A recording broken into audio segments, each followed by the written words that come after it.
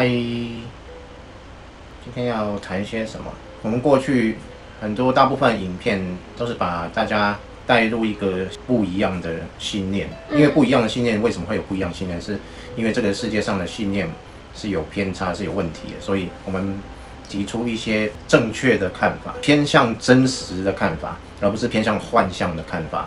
我们从小到大所有学习到的东西，所有学习到的知识，所有这些知识都是要让我们进入幻象，而不是学习到一些真实的东西。这样讲听起来好像很怪，学习不就是学习到一些真实的状况吗？原本应该是不了解状况，然后学习了解到世界到底是什么，应该是这样，但是其实并不是这样。也就是说，我们刚生下来的时候是处于一种纯真的真实状态。那当我们去学习的时候，就是为了要建立起虚幻的结构。那这样的我们所学到的所有的东西，就是让我们偏离真实，而进入一个虚幻当中。那进入虚幻当中，也就是进入一个受局限的状态当中，把我们锁在一个渺小的状态，把我们变成一个故事里面一个小小的人物。那这个人物就是完全被受限的，然后锁在社会世界的这样的结构里面，然后变成一个渺小的人物。那我们谈的回归真实，我们要谈回家，或者说我们要有无限可能性去创造实相，然后去心想事成，去显化。那这些能力要怎么来？就是其实要从虚幻的锁定状态中解脱出来，而回归我们真实的那个状态。那我们今天聊的就是之前我们谈的大部分都是让大家有一个概念，今天我们就开始有一点点，虽然还是有一点概念性的，但是有一点实际操作的这种意味。那如何从虚幻当中解脱出来？那第一步到底是什么？我们想说我们要显化，那到底我们要怎么去进行，我们才能达到完全按照我们自己的意愿能够显化一切？如何能达到？那今天就是一个开始。很简单，就这样，没有声音，没有声音。那其实说，今天我们讲的不是课程，为什么不是课程？如果是一种学习，那又是锁在某一种状态里面。所以我们尽量的是，我们从局限的状态里面解脱出来，而不是去学习到一个什么东西这样。那既然我们学习到的所有东西跟世界建构这整套系统是一个把我们局限的东西，那我们要如何从这里面解脱出来？那第一步，我们就要把这个看成是假的。这个就是我们之前讲的如幻的视角。我们建立如幻的视角，听起来好像是我们在建立一套东西，然后把我们自己放在一个看待世界都是假的，都是如幻的，把世界当成幻境的建立一种信念、一种看法让我们觉得一切都是幻。其实刚好倒反，我们建立如幻的视角是为了从幻里面回归真实。所以建立如幻的视角，不是去建立一个如幻的看法把一切都是看成假的。听起来这样好像是让我们自己进入一个假象里面，其实刚好倒反，我们是要从假象里面回归真实，所以我们必须把已经这些都是假象的状态看成是假的，那这时候我们才能够跳回真的。这听起来应该能够理解，就是如果我们把假的看成真的，那我们就会一直活在假的里面，我们就在虚幻里。我们就在假象里面。那当我们能够把假象看成是假象的时候，那我们就不会整个沉迷在假象里面，那我们就可以跳回真实。大家应该可以理解。那所以很单纯的就是，不管你要回家或者你要显化，按照自己的想法能够显化一切。那第一步最重要的就是如幻的视角，培养如幻的视角，把一切看成都是假象。只有把一切看成是假象，我们才能够回归真实的自己，抓回那个主导权。一旦我们拥有主导权，我们就不是被局限在一个系统里面，因为我们把那个系统看成是假的，我们就从假的系统里面解脱出来，回归真实，那我们才能拥有力量。我们有力量去创造一切，我们就不会被局限在那个系统里面，我们就能够创造系统。我们一旦能创造系统，我们就能够如鱼得水的在世界里面玩耍，这个就是最重要的。要么就是回家，要么就是在世界里面能够尽情的玩耍。那所以今天第一步就是告诉大家，真正你要启发你的显化能力，最重要的是什么？第一步，先建立如幻的视角。我们要先承认这个世界上一切的东西都只是假象，都不是那么真实。为什么这么说？所有的事情其实都是我们被教育放在我们脑袋里面的一些信念，这些信念都是别人告诉我们的，而不是我们看到世界是怎样就是怎样，它是被灌输进来的，它只是一个被灌输进来的信念。那有一些是一定是真的啊，就是不是假的，而是真的。例如说，就是父母生下我啊，那父母养育我啊，我有父母啊，还有这个世界上就是需要用到钱啊，所以必须要赚钱啊，我才有钱生活，我还要吃饭啊。那我如果不吃东西就会死啊，怎么能说啊都假的，不用吃东西吗？其实这每一项都不是绝对的。我们看到有人生下来就有钱，根本就不需要赚钱。为什么他不需要赚钱？那有人他生下来之后，虽然他父母亲不是那种亿万富翁，他不是有钱人，但是他一出社会没多久就中了头彩，结果就不用赚钱。有很多的例子会让我们变成其实是不需要赚钱，或者你忽然嫁了一个好老公，然后也不需要再赚钱了。也有人忽然意外的获得了遗产，然后也不用赚钱。所以有非常多的例子是，其实他根本就没有去工作，然后去赚钱，然后就可以生活。为什么这些人是这种情况？你说的没错，但是父母总是真的吧？我真的有父母啊，父母养育我，我对他有恩情啊。这个是从哪里来的信念？不就是人教育的吗？但是父母生下我是事实吧？他是我的父母，怎么能觉得他是假的？你是什么生？你是一个精子跟卵子结合之后，然后所诞生的从细胞分裂出来的一个人。那所以你的父母，真正父母是那个精子跟卵子啊。但是是爸爸跟妈妈，或是妈妈或是爸爸养育我长大的，他花了很多心力跟金钱，他用尽后半生，然后再养育我，然后给我吃的，给我很多资源。这就是一套信念系统，就是这个信念系统就是承袭之前的信念系统而来，他们就被教育成一定要养育你，然后给你吃给你喝，然后你就是他们的孩子。这就是一种信念系统啊，这全部都是信念系统下所建构的一套制度。就像我说过，有另外的世界，其实没有这种事情，就是两方面生出了孩子之后，孩子由国家来培养，并不属于这个男的跟女的，那所以他们并没有父母的观念。那生出来这个小孩，这个小孩是属于这个国家的这个世界的，那这就是另外一套信念系统。那由此可知，不管是哪一套，它其实只是一种信念系统，而不是说真的就是这样。你爱怎么认为，其实都可以。你认为小孩并不属于所谓的父母的，也可以，那只是大家讲好的一套系统，讲好就可以啦，就照这样实施，然后一直流传下去，然后就照这样做。其实它只是一个一些信念。但是如果你这么说的话啊，它就是一个信念系统。那如果是这样的话，这样 OK 吗？就会不会有一些父母生的小孩，然后就推卸责任说啊，那个反正我也可以不用养育他，然后就丢着他。那谁养育小孩啊？再不然就是小孩长大了，父母辛辛苦苦养长大了，结果小孩就不理父母了，然后丢下父母一个人老了，然后没有人照顾。这不就是故事了吗？我们讲的就是离开故事。你所说的全部就是现在我们存在这个世界的那一套故事。我们讲的其实是完全离开故事。当我们坐在这里讨论的时候，你看我们看着镜头，然后现在在面对着镜头讲话，所谓的父母在哪里？没有啊，就是在这个当下，其实只有我们的信念而已。我们信念是跟观众正在讨论这件事情，然后脑中升起的一些信念，那这些信念还是基于过去的系统所产生的，而不是在这个当下有所谓的父母。那这样谁照顾父母，谁照顾小孩？这样子我不会有恶业吗？都不照顾？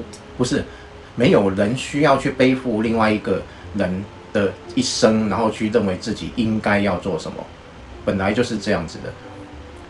这些一切都是信念，因为我们的社会已经形成这样的结构，所以它会有一些作用力。这些作用力就是你不去养，那谁来养？就会有这样的问题产生。但是这个就是因为社会共识已经讲好了，就是社会的结构形成一个集体意识，共同显化成这样的一个状态，所以我们可以按照这样的状态去继续去做这些事情，但是我们不要把它认为是真的，不要把它认为是理所当然的，不要把它认为是就是这样。如果你认为说就是这样，那没有错，我们就被整套结构所同化了。那我们要如何从结构当中能够跳脱出来，能够自由的去显化一切？我们没办法。我所说的不是我们现在就把孩子丢弃，然后丢在路边，然后不去养他，然后把父母亲然后放在一边，然后不去理他。我说的不是这个，这个是已经继承的一个社会结构，我们可以继续按照这个去进行这些生活活动，但是我们不要把这些当成是真的，这只是整个社会灌输给我们信念所形成的一个现象。我们不用把这些当成是一个绝对的真相，它只是一个相对的。就是像我说，其他世界可以不这么认为，那可以你不这么认为的时候，就是另外一种生活的系统。那所以其实可以这样，也可以那样，那只是大家讲好。对啊，就像以前有一个传统观念，就女人生下来就是要负责生小孩、养育小孩的，那其他事情都不重要。对啊，其实这些全部是信念，他把女人锁在这样的结构，让她一辈子就做这样的事情，然后男的就必须去工作，然后努力回来支持家庭，然后男的就去做那样的事情，然后男的女的，然后就把它锁在这样的结构，然后并且把这结构又传给下一代，告诉他们说你们就是要这样生活。那所以我们就一辈子就过着这样的生活，然后男的就去拼命努力工作，然后工作一辈子，那女的就要照顾家庭，照顾一辈子，然后就结束了。然后这样的故事我们可以接受嘛？就是我们认为说生命就只是这样嘛，就是这样的生活，这样的把我们设计好的故事，然后我们接受了，我们就这样活一辈子。大家能够接受这种状态吗？为什么大家会看我们的影片？就是因为大家觉得说，怪怪的，不应该是这样。生命难道只是这样吗？这么局限到不能再局限，这么小的一个框框也不大一点，就这么小一个框框啊，男主外女主内啊，就找他照顾一辈子小孩啊，然后男的就工作一辈子，然后就这样子就锁在这个框框里面，这么小的框框，然后过一辈子，各位愿意吗？真的是，这是一个非常小的框框。如果框框稍微大一点，像不同的维度、不同世界有比较大的框框，大的很舒服的也有，但是我们讲的不是大的框框，而是彻底从框框里面跳出来，你爱怎么进行、怎么玩都可以。这才是我们要表达，就是一切其实只是意识去反射、去建构的一个现象。那今天我们谈到要显化，像之前大家广泛的讨论的吸引力法则，为什么吸引力法则大家都没有办法好好的发挥，很少人能从吸引力法则里面去获得最大的效果？其实那个原因就是我们在局限的框框里面去使用吸引力法则，我们不管怎么吸引，还是在那个框框里面，所以你跳脱不出那个框框，你没有打破那个框框，你怎么做，你还是被锁在那个框框里面。所以我们认为说一定要努力赚钱，然后才能获得金钱，光这个小框框就可以把我们锁在我们拼命疲惫的去赚钱，然后一辈子就是这样子。对啊，你想要获得一点点钱，然后你就要努力工作。那你想说我想要吸引力法则，但是你不管怎么吸，你其实有这个观念在你就被锁在那里，你就吸不到了。所以我们有太多局限的观念了，我们一次根本没办法去把那么多局限观念一次给它改掉。光一个观念在我们的脑袋里面几十年的这样，如果你要去改变一个观念，你都会觉得是困难的，就是不容易去消化它、改变它。是不是比较活得没有那么久的人比较容易？就是如果是那种活了5、60年，然后都很活在那个局限的框框里，要他短时间内改变就很有难度的。这个因为自己会去反过来去验证嘛。我们去显化出一个状态，然后那个状态又告诉我们这是真的，然后我们一次一次，我们就会越来越坚固那个观念，然后导致自己觉得说这个观念是牢不可破的。所以几十年下来，你已经反复验证过几千次、几万次、几十万次同一个观念，你那个根深蒂固、非常牢固的观念，你是已经很难去打破它了。那你活了这么久，你怎么没有活在那个很狭窄的框架里？我有根深蒂固的观念，就是这个世界其实是没有框架，这是我最根深蒂固的观念。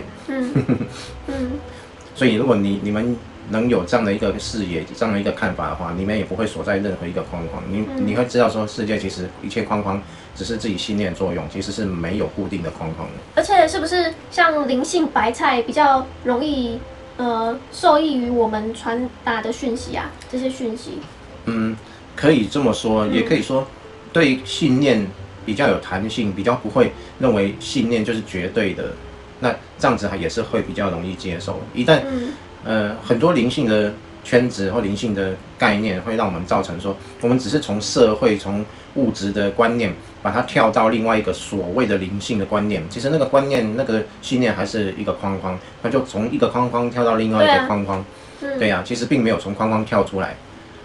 大部分很多都有这样的一个情形，应该几乎对呀、目前呢，对呀、所以为什么谈解脱谈了半天，然后真正能解脱的人少之又少的原因在哪里？就是只是从一个框框跳到另外一个框框，其实并没有离开框框。所以我们谈的不是说从一个概念转换到另外一个概念，从一个信念转换到另外一种信念，那等于其实是换汤不换药。我们要谈的是从所有的信念，我们都看成它只是一种信念，它不是真实的。你现实中所遇到的一切现象，它只是我们内在信念的一个投射。生命只是一部投影机，你内在有什么信念，就投影到现实，然后就遇到那个现象的反射，它就是一部投影机。那既然是投影机，没有所谓的真实，一切只是信念的投射。那信念就不是固定不变的，就是我可以这样认为，我可以认为 A， 我也可以认为 B。那既然是这样的状况，那就不是固定的。所谓不真实，不是说没有那个现象，而是说不是一个固定的现象，我随时可以转变它。那就是因为可以随时转变，所以显化才会是有效的。就是我随时可以随心所欲的使用信念去显现任何一种现象。那既然是这样，生命就是一个活的。那只要是活的，不是说没有现象，不是我投射信念不会有现象出来，现象是假的。所谓的假的、虚幻的、不真实的是，它永远不是一个固定不变的。你随时可以变，你随时可以动，一切都是活的。那既然是活的，就没有一个所谓固定的现象。那没有固定的现象，所有的现象它都不是真实。所谓那个真实，就是不能改变的，不会动的。会不会还是有一些有固定的现象，就是什么碰到什么就一定会变成什么？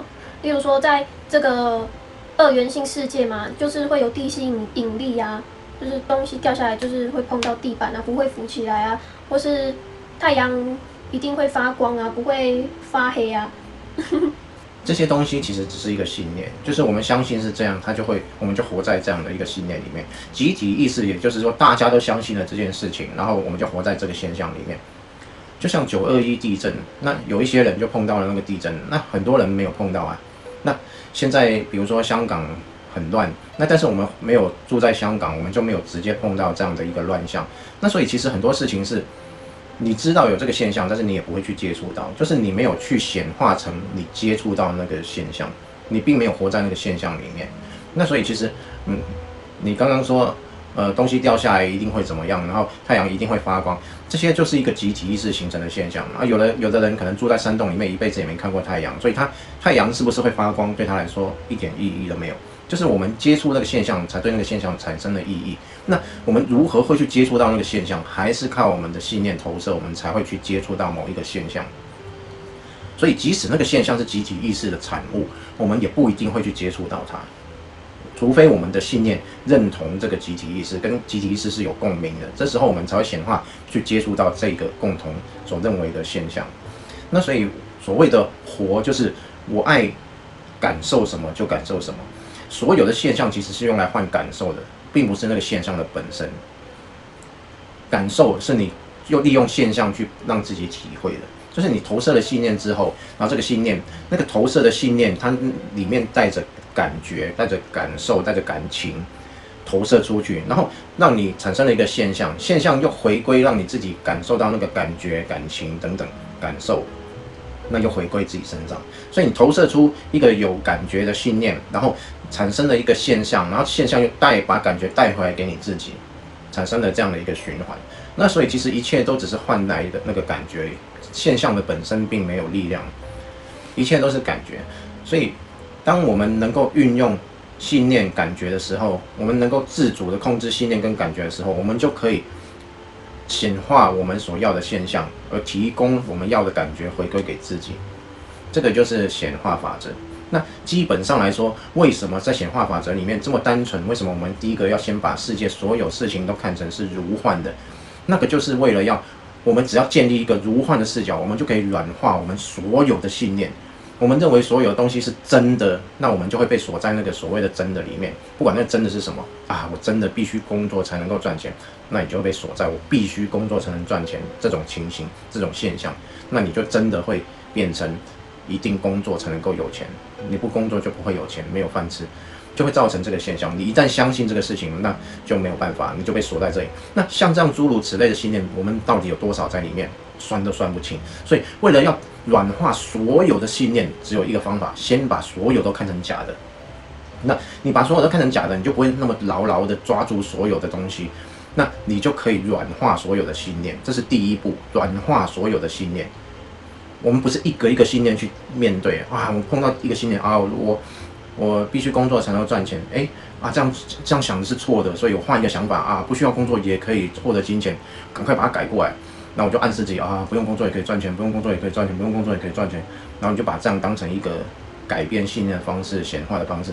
那其实你不管怎么暗示啊，你还是觉得，当你面对压力的时候，然后你就觉得啊，不工作不行，还是没有钱，你会被现实打败。什么叫被现实打败？就是情境一来的时候，你是没有办法不让自己感受到那个感觉，匮乏的感觉。你匮乏的信念提供匮乏的感觉，又回归自己。匮乏的情境，然后又提供匮乏的感觉，然后你自己又感觉到匮乏，你又回来了，你挡不住啊。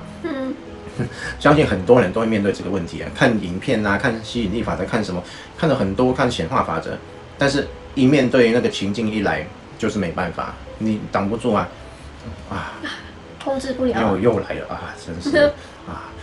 那所以，我们必须建立一种如幻的视角。一切不过就是游戏，一切就是假的，一切都是信念所投射、所显化的一种情境而已。它不是一个真实不变的东西。你只要能软化这个，你建立起这个，所有信念你都觉得是可变、是软化的，你不会那么牢牢的抓住一切，因为一切都是假的。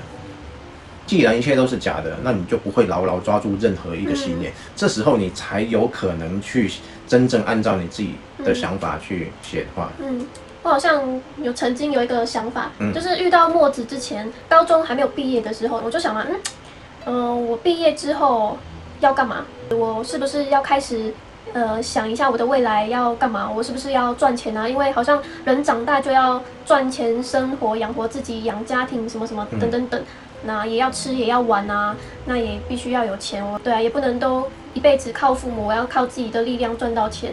那个时候我是学艺术的嘛，表演艺术，我就是对演艺方面很有兴趣，想要做表演艺术这件事，但是我不知道要怎么靠这个赚钱。我那个时候虽然还没有遇到墨子，但是就带有一点观察者角度。那我从小就把这一切当做一场游戏，我就觉得啊，这里好像一个游乐园哦，我只专注我想做的事情，那其他的什么钱啊都不管它，我就想我要做的就是表演艺术。那就算我做这个。那穷到睡路边没有赚钱，我睡天桥下也没差这样子，我就觉得如果睡天桥下，穷到睡天桥下，那也是一种体验啊，那蛮好玩的啊。然后我就随便拿，开心就好了。那想当然，因为我对金钱没有这种恐惧嘛，我就不会显化出我好穷，我都没钱，然后很匮乏的情境。对啊，然后就一路就是很顺遂这样子。对啊。因为不会对金钱觉得很恐惧，怕自己没有钱什么的，对啊，所以大家能像乔乔一样，就是有睡路边的勇气吗？就是你想到，如果你穷到睡路边的话，你会觉得又怎么样？对啊，又怎么样？你会觉得很匮乏吗？对啊。有的人哲学就是用一句话来作为他人生的一个哲学，就是又怎么样？就不管对什么事情碰到，然后最差的结果很惨的怎样，那就想一想又怎么样？对啊，而且不就这样而已。对啊，人生不就是一些故事而已，又怎么样？又怎么样？就是一种体验呢。对啊，又怎么样？其实大家想想，人生的时间到底有多长？那算上几十年，那在地球整个历史，整个地球生命来说，几十亿、几百亿年里面，一个人的一生只不过像这样，在宇宙的这种洪流里面，人的生命不就这样一弹指而已，几十年就过了。然后到时候，一切什么都带不走啊！你不管在这个世界上故事发展成怎样，到时候就什么都不是。故事里面的一点点东西你都带不走。那所以故事不管怎么发展又怎么样，一切都是虚幻的，一切都是假的。一切都只是过眼云烟，瞬间熄灭的一个火花，又怎么样？好，又怎么样？坏，又怎么样？重点是你每一个当下，你能不能把自己保持在那个频率，去让自己有美好的感觉。你不断的在那个永恒的美好感觉里面的时候，你的美好就是永恒的，你的喜悦就是永恒的。不管你在哪一个情境，就即使你短暂人生过了之后，你还是保持那个喜悦存在，所以喜悦一直保持下去，并不会断掉。这才是真正要追求的，而不是那个啪一下的这种瞬间即逝、虚幻的情境。还有再补充一点，就是我从小就是学表演艺术嘛，那就连以前那种我想要从事表演艺术的工作，也是一种我以为，我以为我自己想做，我以为我想要成为演员或是艺人等等等。那但是当我遇到墨子之后，遇到我的双生火焰之后，灵魂分裂的另一半，那我就慢慢找回了与生俱来的本质。那我这才发现，并且更加肯定，原来这一切不就是个游戏嘛？那因为是社会说你一定要找一个努力的方向，然后去做，你未来一定要做某一种职业，所以你要知道自己要做什么你要去选择某一种职业，所以我就选了表演艺术，这个较接近我自己本质的一个行业，对。但是虽然说玩表演艺术的过程是很有趣的、很好玩的、很右脑、很有创意，但是又总觉得好像哪里怪怪的，就觉得好像有点空虚的感觉，不知道到底是要抓到什么。对啊，那我就一直想，我为什么要从事表演艺术？只因为我喜欢吗？其实从以前我就觉得我的专长是很正面，我就一直想我的专长到底是什么？好像没有什么专长，但是就是比别人还要正面。然后我就觉得，好不错啊，我想要从事表演艺术这个行业，然后带给大家欢乐，散播欢乐，散播爱，我就有这个想法，从小就有这个想法，所以我可能就会在表演的时候很搞笑啊，很热情啊，但又总觉得好像缺少什么。那后来我就遇到墨子，找回自己的本质，灵性不断的一直快速提升爆升。那我就很快的停止了一些追逐，才知道自己真正想要的是什么。大家猜，巧巧真正想要的是什么？是什么？真正要的就是自己充满爱，并且把爱跟喜悦，然后满溢出来，然后感染整个世界，这才是自己真正想要，而不是去追逐，然后想要什么、获取什么。以前我就是想说，我要努力成为什么艺人啊，然后在某种角色，然后在电视上可能就是用我自身公众人物的力量，就是让自己成为公众人物，然后去散播一些正能量。因为我觉得这世界就缺乏这种角色。但是后来我发现，我要自己充满爱，让整个地球、整个世界扬升，然后充满爱，那我不就显化出我真正想做的事情了吗？我显化出了墨子知道这么多智慧的讯息，那在这个当下，我们就可以一起，我就可以把墨子拖出来，然后一起拍影片，直接分享啊！对啊，让这些讯息广泛的分享给全世界。对啊，我干嘛一定要当什么艺人，还是公众人物，还是演员？我为什么一定要成为什么人？为什么一定要当有钱人？这些不用什么钱，不用什么身份地位也可以做啊，对不对？对啊，我就发现哇，自由了，超赞的。而且这样子也不用辛辛苦苦我要成为什么角色，什么角色要有什么样的样子。那应该做什么，不应该做什么，公众人物就应该怎么样，不应该怎么样。对啊，那人家说当艺人都没有时间，还要去演戏干嘛？这么累干嘛？真的是自己想做的事情吗？对啊，自己最清楚。后来就发现，其实这不是我想做的，我还比较希望去环游世界一圈这样子，还比较好玩。对啊，多自由啊！那些都是那个社会教育的，就对啊。你应该要有一个工作，你要出人头地，要有社会地位啊。这些应该太多了，就应该要怎样怎样，从1列到1000都可以，就应该要怎样，应该要怎样，应该要怎样。对啊，从小就被告诉我们应该要怎样，应该要怎样，而不是去问我们说，你到底想要什么？对啊，那怎么样去按照你想要的，然后去感受到。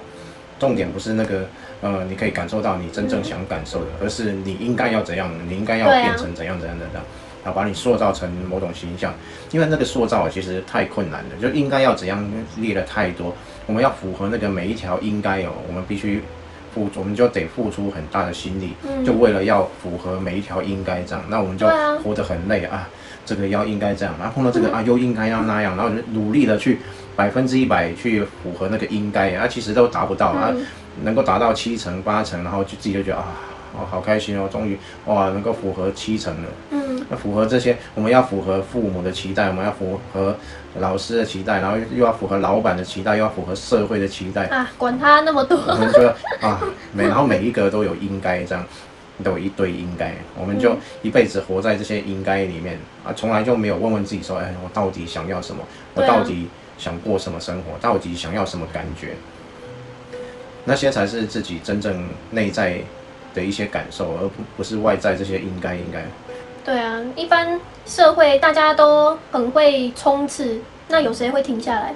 对啊，在座的各位，你们真的很喜欢你们现在在做的事情吗？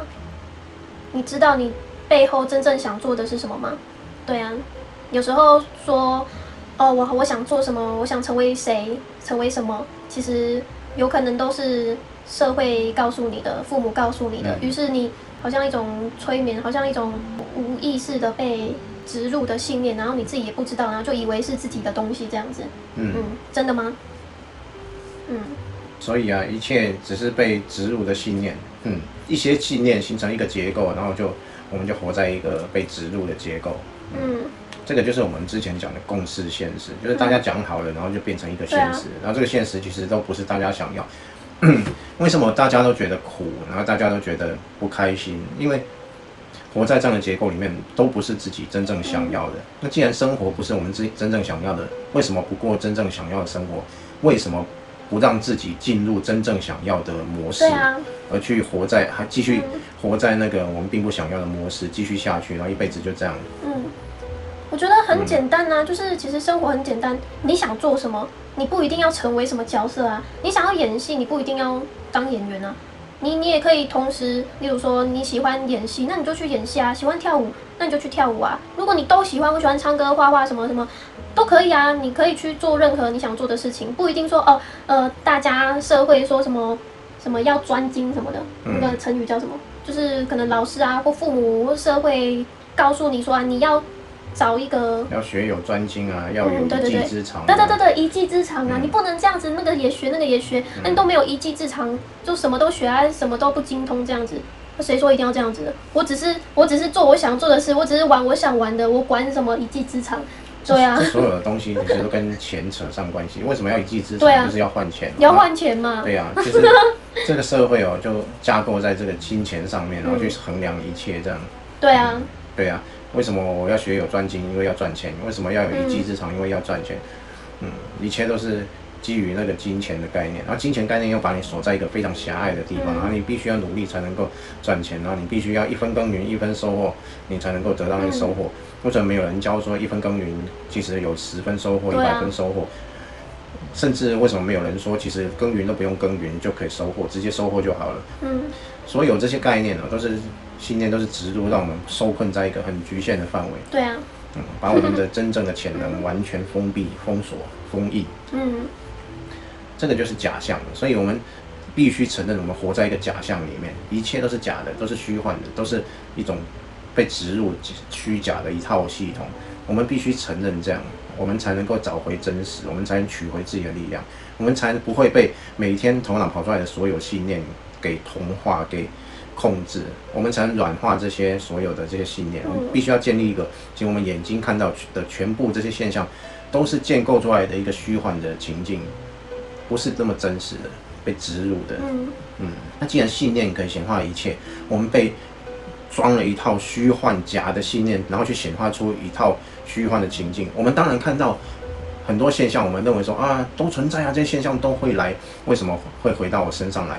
就是因为我们被植入了虚幻的信念，然后我们信念可以显化出情境嘛，我们就把这些别人灌输我们的虚幻虚假的信念，然后在我们生命中显化出那些局限情境回到我们身上。我们看到这些情境接触到之后，我们又回过来告诉自己说，你看吧，这些是真的吧，就是这样啊，不努力怎么能赚钱呢？我已经尝试过啦，没办法，一定得努力才能够赚钱，然后不努力就没有办法赚钱。你为什么会显化出这些情境？因为你的信念，你被灌输进来、植入的这些信念，在你的生命中又反射到现实回过来，然后你再次证明他们是对的。那你只要去一再证明这些东西是对的、是真的，那你就被锁在这里面。所以我们先建立起如幻的视角，一切只不过信念所显化的，谈何真实？所有的现象都没有真实性，都只是一个反射。我只要改变信念，现象就会变动，就会改变。所以现象不是真实不变的，不是固定不变的，一切都是如幻的。就像我们做梦一样，我们必须先知道我们在做梦，我们先知道我们在做梦，我们才能够控梦。第一步先知梦，然后第二步就可以控梦，这就是清明梦。我们现在处的一模一样，我们先知道一切都是虚幻的，都是梦境，我们再来才能够真正的去控制控梦。我们现在就是梦境嘛，那所以我们先知道是梦境，然后我们就可以去控制它，我们就可以显化出我们所要的，就是这样，非常单纯。我们如果不知道现在一切都是虚幻的，我们建立不起这个虚幻的，我们就虚幻的这种如幻的视角，那我们就没有办法去控制我们的生命生活，我们就谈不上我们能够如鱼得水自由的去显化，没有办法，因为我们把一切都认为是真的，这些真的就把我们锁在那个既定的事实上，现实就是这样，没办法。所以大家要学习显化，第一步先建立如幻的视角，一切只是信念投射跑出来的现象，而不是那个现象是真的。所有现象都没真实性，只是信念的投射。我们就像一部投影机一样，把信念投射到世界，然后形成的现象又回归，让我们自己去感受，只是这样而已，没有所谓真实性，一切只是这样的一个过程。既然是投影机，就像看电影一样，电影荧幕上看到的一切都是假的，它只是投影出来的，并不存在。现实的所有情境一模一样，都是我们信念投影出来的一个讯号，回归让自己去接收而已，没有真实性。一切就是电影，一切就是梦，一切就是游戏。我们要建立起这样的一个视角，我们才能够软化这些被僵化的这些信念。一旦我们可以去软化这些被僵化的信念，我们就有机会去显化出我们所想要的。我们的现实跟梦境是一模一样的，但是其实这是两层不同的梦境，所以两层不同的梦境在显化的时候会有一些微小的差异。我大概讲解一下，我们做梦的时候的梦境也是我们内在信念的一种投射，但是投射是即时的，而且是非线性的，就是没有道理可言，没有逻辑，然后啪，然后就跑出来梦境，我们就看到哇，我们在梦里面呢，就很多场景就跑出来了。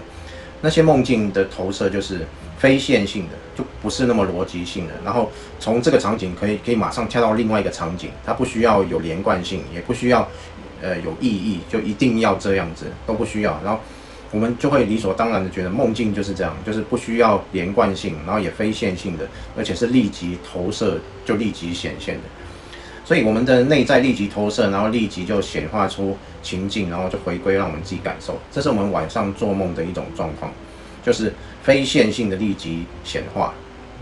那我们现在醒过来了，那还是一个显化的状态，但是这种显化状态是非立即性的显化，也就是我们投射了信念之后，那要过一段时间才会有现象回来。那这个让我们感觉不出它是信念所投射的。就我们看到现象一件事情，我们以为是随机遇到的。今天我踩到大便，我以为是倒霉随机遇到的。我绝对想象不到是我之前的一个信念所投射所造成的，我想不出来，因为它非立即性的。那所以我就认为说，不是，一切都不是我自己所投射，一切是外面给我的。其实一切都是自己投射的，我们不知道，就是因为它非立即性，而且它是一种投射的时候是非线性，就是我天马行空的想象，这些天马行空的想象到了回归那个现实产生情境回归的时候，它会形成一种线性的、有连贯性、有线性的现象回归，所以非线性的投射，然后线性的回归，所以这也会让我们造成说，现实不是我们信念所投射的一种假象，其实是因为它的投射的时候是我们怎么想象都可以，我们信念随便乱跑，但是当投射到现实的时候，它自动会生成故事，把一连串不是那么线性的，把它线性化，形成一个连贯的故事，然后再回归我们自己。所以让我们觉得，现实是另外一套，跟我们信念无关。我们会有这种错觉，就是因为它是一个非线性，非线性投射，线性回归，然后并且有延迟的状况。所以其实一切跟做梦的时候是一样的，都是信念所投射的，一切都是梦境。现在就是一种梦境。先建立起这个如幻的视角，把一切当成其实都只是心念投射的梦境而已，没有所谓的真实性，现象没有所谓的真实性，把这个建立起来，第一步先建立这个。之后我们就会再谈下一步如何进行显化。这个建立不起来，要显化是有困难的，所以我们一定要先建立起如幻的视角。这就游戏嘛，就玩而已，就游戏吗？就梦而已，就电影而已，就游戏而已，那就玩而已，没什么了不起的，不用去把它看得那么真实。你不想工作就不工作啊，就躺在家里床上也可以啊，你不用有一技之长啊，你不用很努力，你不用冲刺啊，你不一定要去做什么，你不一定要拥有什么，别人叫你干嘛，你不一定要去做啊。